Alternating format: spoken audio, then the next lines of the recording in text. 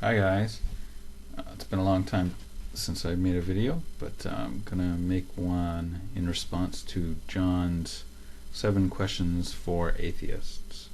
I was tagged by Free Thought, so I guess I'll just take it from the top. Oh, and by the way, I was also tagged by How to Fold Soup on a naked vlog video, and I have to talk about something, so I'm going to do both of them at once. So I apparently I have to get naked or something in the process of making the video, and I'm going to do the 7 questions as well. Of course, I don't want to get in trouble with YouTube, so, or more importantly, I don't want to get in trouble with my subscribers. Anyway, so question 1. If you could change one thing about the atheist community on YouTube, what would it be and why? I think I'm just going to go as my primary answer. I'm going to go with the same answer that Paul Billman gave in his account default position, and that is that we should desire that there be more YouTube atheists. That would be the primary thing. But I'm going to elaborate slightly there and say, oh wait, I've got the other part of this video. I'm going to say that we need more women YouTube atheists, because if you just look at the demographics, well, while there is a growing number,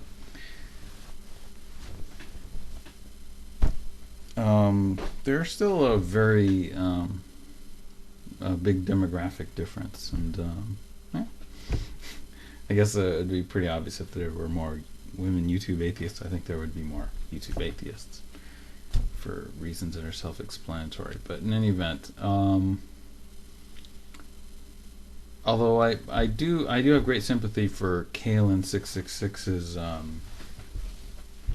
response, in which he asked for no more drama, and that's from a personal greedy point of view, that's perfectly fine.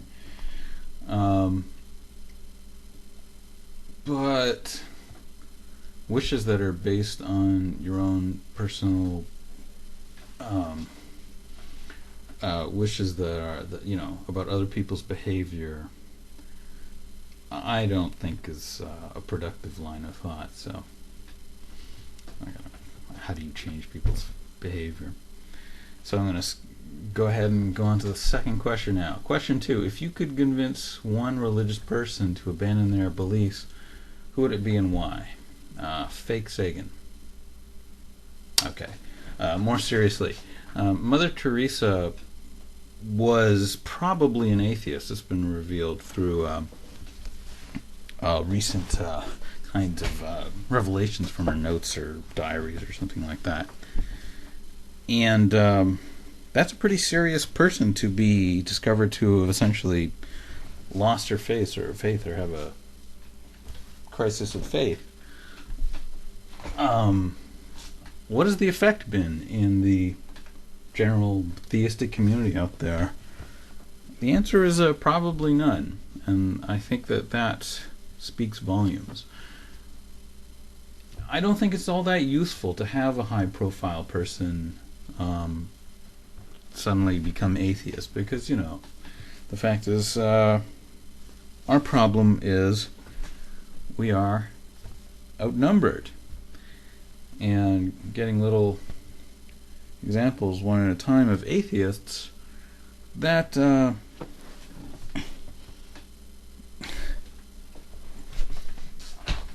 doesn't seem all that useful.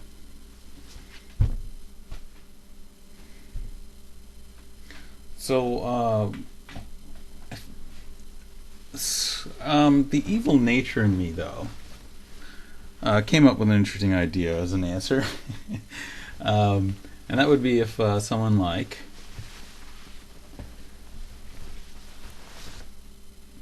Kent Hovind were to lose his faith, or the Phelps, whatever the guy's name is, or the woman, who cares?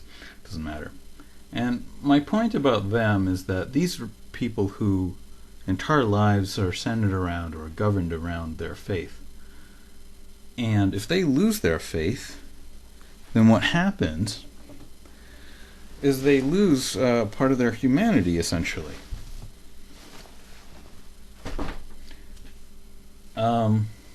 They lose all of what they are, essentially, and it would be. My assumption is that they would become despondent and potentially suicidal. So there's my evil desire for there.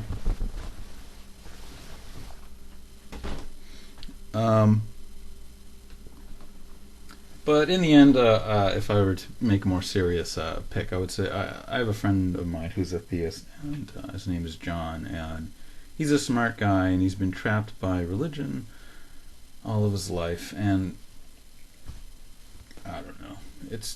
I think it would be the linchpin for him to becoming more intellectually accountable or responsible.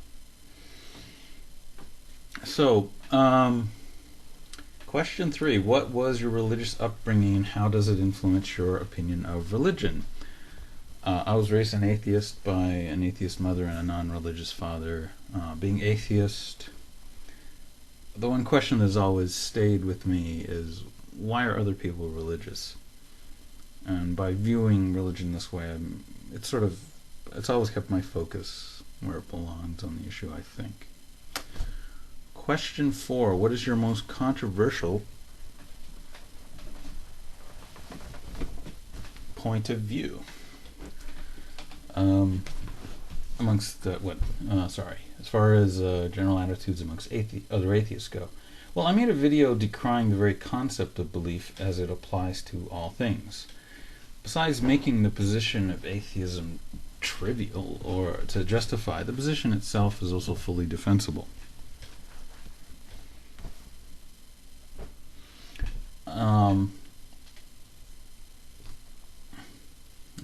Reading my notes here. I'm surprised to find very little support at all for this point of view. I originally meant to do a follow-up for this to develop the position more completely, but then I got busy with jobs and stuff.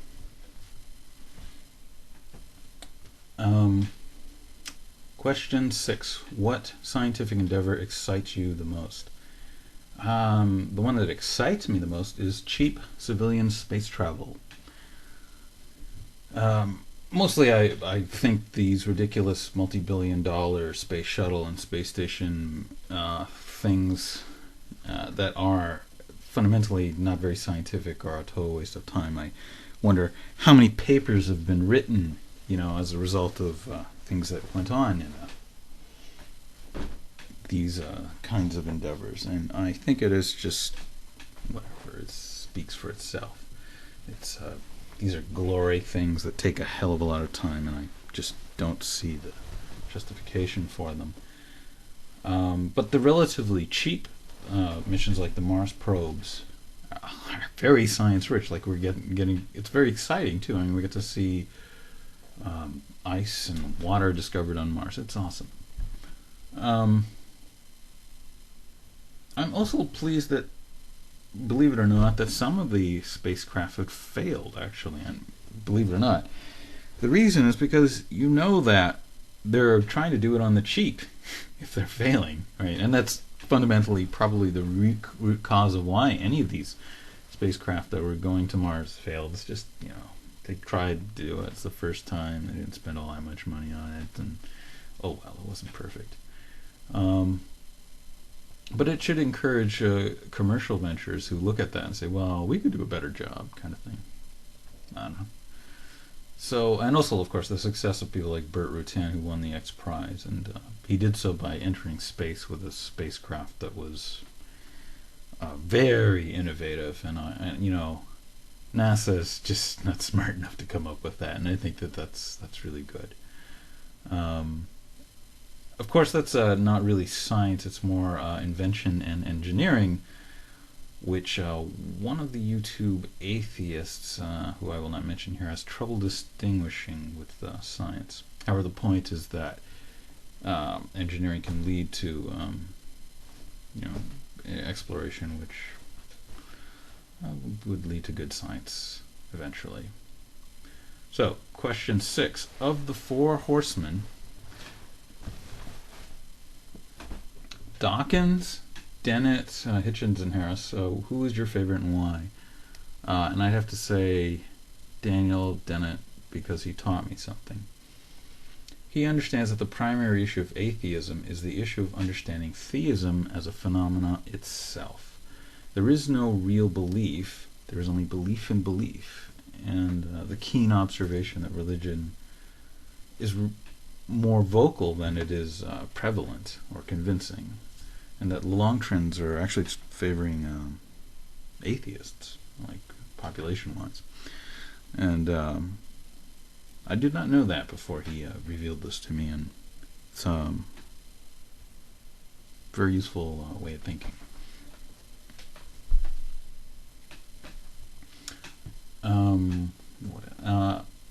Okay, but I'd like to point out that, the 4 horsemen are very interesting and so on, but the YouTube atheists have been at least as valuable to me, and I'd just like to point, if I'm going to point out Daniel Dennett, I should point them out too.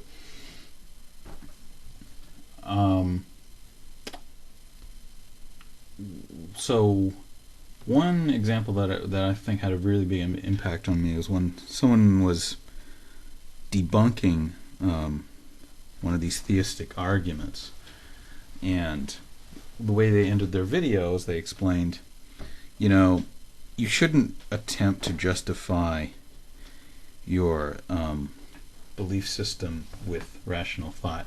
It's just not going to work. That you should instead just stick to faith and you'll be fine.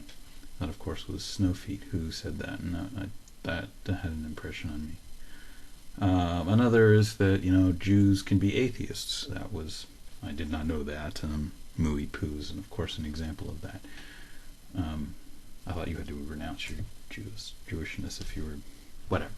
So, and another is that European countries have very strange relationships with their religion that would, you would think intuitively, would make them more religious, yet clearly they are not. And this was a discussions that include people like Paul Dolman and Billy 7766, and an Angel 13. Oh yeah, and also the solipsis position. I'd never heard of that described like that. That was something I picked up from Signer. And abiogenesis and the mechanisms of retrovirus in evolution. That comes from various people, of course. And the long list of logical fallacies by a two-leg humanist or bipedal humanoid. One interesting omission, though, is geological radiometric dating. Now, I should be thanking someone like Firefly 515 for teaching me about that. Unfortunately, he never decided to make a video explaining this, and so I had to look this stuff up myself on talk.origins or Wikipedia. But on that note, I'm curious, do theists have anything worthy of teaching anyone here on YouTube? Just curious. Anyway, so the 7th question. What is your least favorite theistic argument? How do you go about refuting it? Okay, so there's no theistic argument that is particularly challenging in refuting. So, I mean, whether I like them or not, I don't rank them in that way, because none of the arguments really stand any kind of serious... They don't pose any real challenge. But if I just look at the arguments themselves as to what troubles me about some of them is that is trying to figure out the motivation behind the argument. That's what really gets under my skin, I guess. So there's a special class of argument that really annoys me, and these are ones that essentially they're dishonest and insulting to the intelligence of the people that the argument is posed to. And these include Pascal's wager, ontological arguments, and arguments that evolution cannot create information. Okay, let me explain what my real beef with these arguments are. First of all, no theist would ever support or bolster their own beliefs with any of these arguments. So the purpose of the argument is, solely to attack non-believers. In other words, it doesn't come from any genuine defense of their system. It's just an attack, or defense of their beliefs. It's just an attack. So the arguments are almost always posed in a way that doesn't classify them, so they can't be looked up later on Google or Wikipedia. So if you look up many theists will pose the question of Pascal's wager, but make no mention of Pascal specifically in their video. This is shown many times, and it's precisely because they don't want you to look them up on Wikipedia. It doesn't make their argument any harder to refute. We don't get to look it up on Wikipedia to figure it out, or to check our answers, I guess. Anyway, so and then finally, the arguments are meant as they sound technical or rational. So it's meant as a shroud to make it seem as though they have a rational basis for their beliefs. And it's just highly dishonest. When theists are actually, they don't actually come up with these arguments themselves. They have to look it up or something. But when theists are left on their own to try and come up with their own arguments, you end up with sort of way of the master kinds of answers, like their banana argument or peanut butter or crock duck or whatever. In any event, so I'm kind of naked now, so I am going to tag 7 other people, keep this thing going, and those 7 people are, and you can see them, the links over there, Tranquil Eye 82, Diacorda, Ubergrossen, Snowfeet, How to Fold Soup, An Angel 13, and this last one is a special one, and this person may not feel like he should be able to respond to this video just yet, but I'd like to open the door and extend the invitation anyways, without a time limit, so that he may respond at his leisure. And this user, and everybody should pay attention to this guy, is a guy named StarMexus84. I've featured him on my channel. There's a good reason for it. An event has been a lot of fun. To you later.